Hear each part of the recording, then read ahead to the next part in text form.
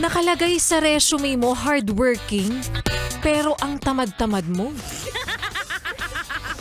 And imagine, puro ka reklamo, pero ang nakalagay sa resume mo, willing to learn? Tapos ngayon, uwing-uwi ka na? Ano, pagod na pagod yarn? Alam ko. Hindi ko alam ang inyong totoong kwento, pero sigurado lang ako na sa mga oras na ito ay marami po ang natatamaan. Like Kabarista pa rin, yes pa rin ang iyong kasama, kachismisan, kakwentuhan at kaututang dila rin. Hanggang sa mga oras po na ito, ngayon pong araw ng Throwback Thursday, yes pa rin, ilang oras na lang, ilang tulog na lang. Day off mo na naman. Alam ko kapag Thursday, na-excite ka na kasi tomorrow is another day. Ha? Tomorrow is Friday. So kapag Biyernes, yes pa rin, nandiyan na yung kick mo, yung sipag mo, yung adrenaline rush mo, like tatapusin ko na kayong lahat. Para pagdating ng Lunes, easy peasy lemon squeezy baby. Gaganon ka na lang. Kasi nga 'di ba, sa totoo lang iba na talaga ngayon eh. Mas na-excite na tayo sa araw ng Biyernes kasi alam mong kinabukasan ay day off mo na. At ang laging paalala nila Kabarista, yes friend, ano? Take note lang. Day off, hindi mo rest day. Hay nako. Sa mga yes friend natin nag-message ngayon sa aking Facebook fan page, subukan ko mamaya isa-isahin kayo kung may time pa ako. Para kayo ibatiin. Hindi pala para isa-isahin, para batiin, ano? At sa mga yes friend natin nakikinig sa ating Facebook Live at nanonood sa ating Facebook Live, rather, ayan, happy listening sa inyo. Kitang-kita nyo naman ang ngiti natin for today, di ba? So, sa mga yes friend natin, isa-isahin ko mamaya ang inyong mga pabate kapag may time pa ako. Pero ngayon balikan muna natin ang kwento ng ating Like Kabarista Moments na pinamagatang Hindi pa ako handa. Hindi pa ako handa. Yan. Nakwento mo na tapos na ang Halloween, yes friend, pero ramdam mo pa rin ang kanyang pang-ghosting. Kasi nung minsan ginose ka ng jowa mo, yung tipong ng mga nakarang araw, okay naman kayo. Ang galing-galing niya na magpanggap. Ibig sabihin, medyo nanlalamig na pala ang koya mo. No? Masaya ba kayo? Tapos, biglang isang araw na lang. Hindi na siya masyado nag-a-update sa'yo, yes friend. Saan nagsisimula yan? Yung pagising, wala ng good morning.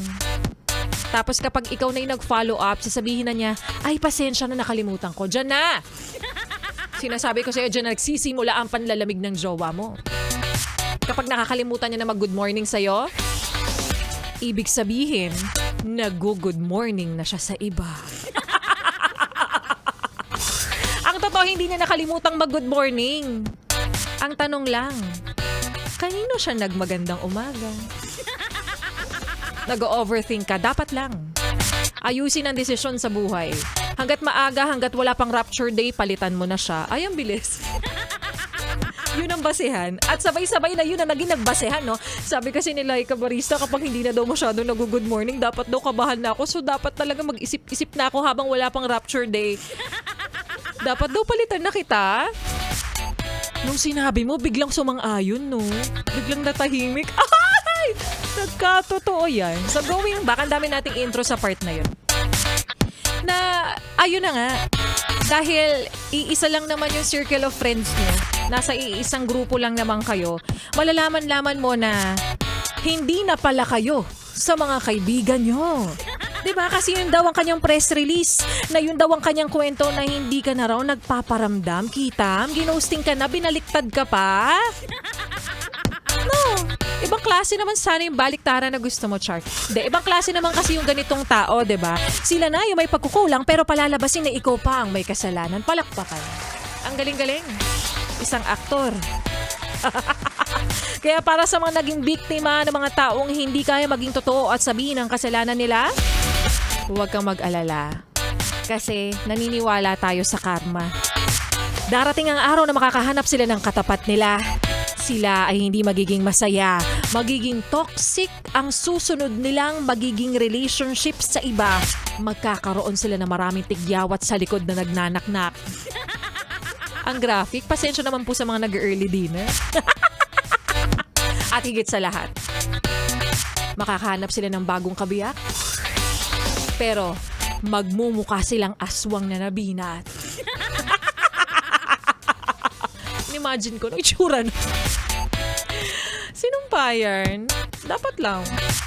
Kopya? Kopyang kopya. O siya, ang tanong, may time pa ba ako para isa-isahin kayo? Hoy, ngayon lang naman, sige na nga isa-isahin natin ng mga very light lang. Yung ilang mga yes pa na natin na nag-effort na mag-message sa aking Facebook fan page para sila'y magpabati daw.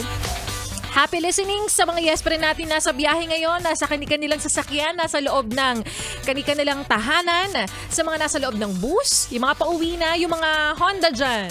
Tinatawag natin on the dot, mga nakaabang na po, oo, para sila umuwi na sa kanilang pamilya. Syempre naman, family first, pero kapag naghihirap, medyo muna? Parang naapektuhan din sa sinabi. Medyo tiisin mo muna. Charot. Earl Matthew Quevedo, sabi niya rito, Miss Laika, pa-play naman po. Ayoko. Ang attitude. Joke lang naman, Earl. Ko naman, di ka naman mabiro. Si Mama. Charot.